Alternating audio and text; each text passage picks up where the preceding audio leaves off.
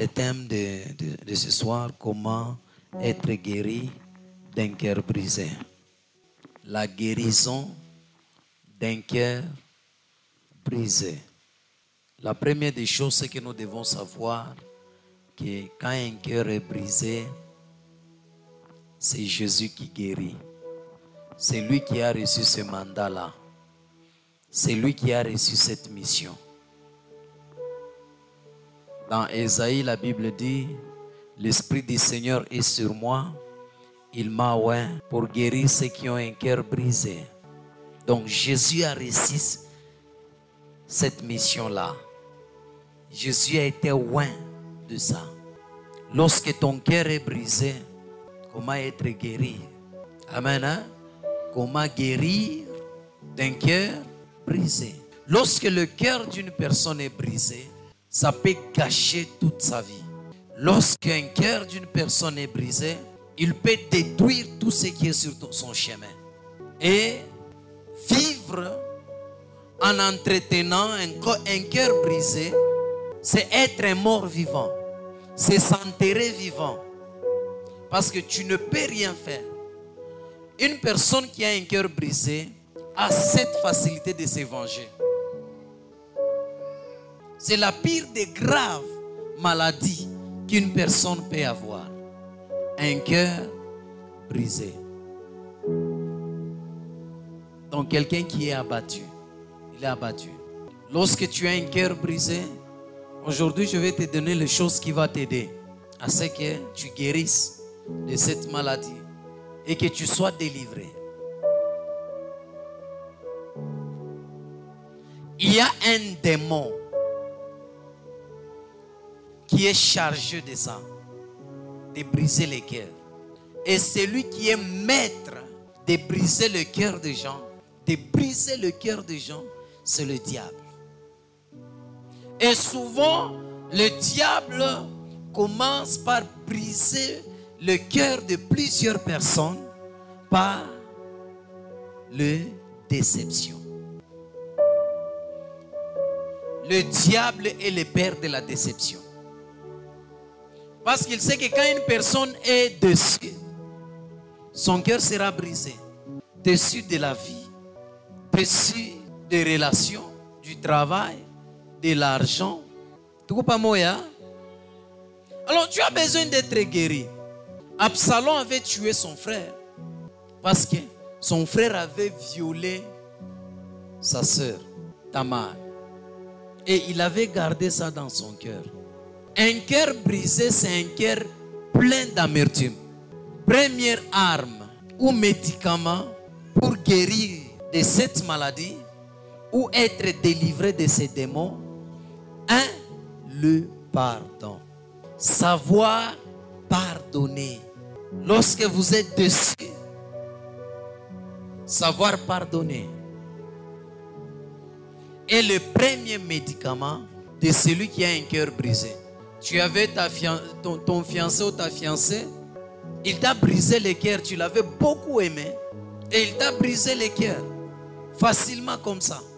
Et toi, tu gardes cela dans ton cœur. Aujourd'hui, nous voyons le cœur de plusieurs chrétiens sont des tombeaux où ils enferment plusieurs personnes. Et lorsqu'il a un problème avec quelqu'un, il cherche à voir même cette personne mourir. Garder les problèmes que tu as avec les gens dans ton cœur, c'est te créer des maladies. Tu auras la maladie du cœur. Tu auras des problèmes. Amen. Hein? L'amour finit toujours par gagner la bataille. Un homme qui aime finit toujours par vaincre ses ennemis.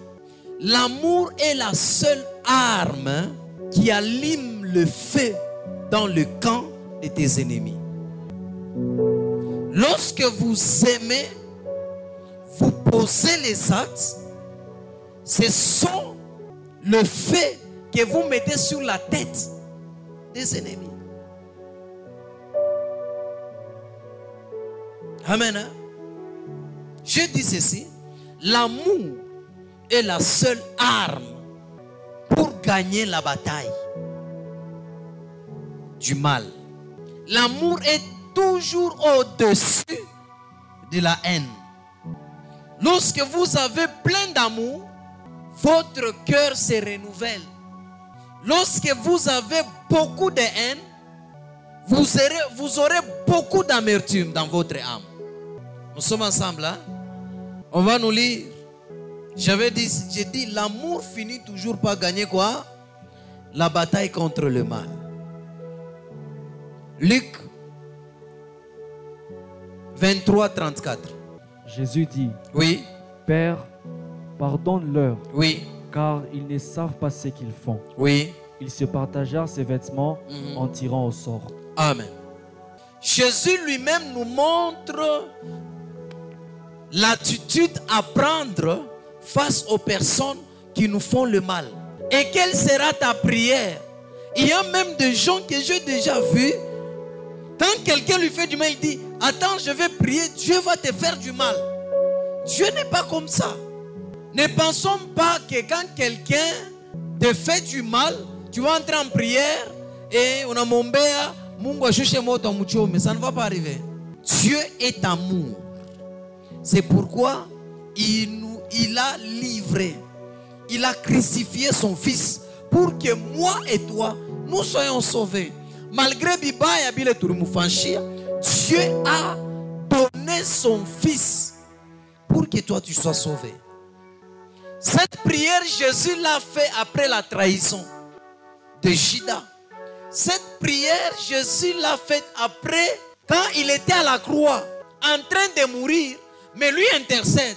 Il dit, Père, pardonne-leur, car ils ne savent pas ce qu'ils font.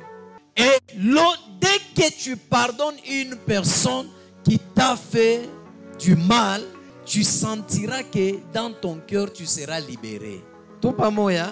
Mais kama unachunga muro, unafungia muntu roho, sache que unaenda na kuticréer mamalari.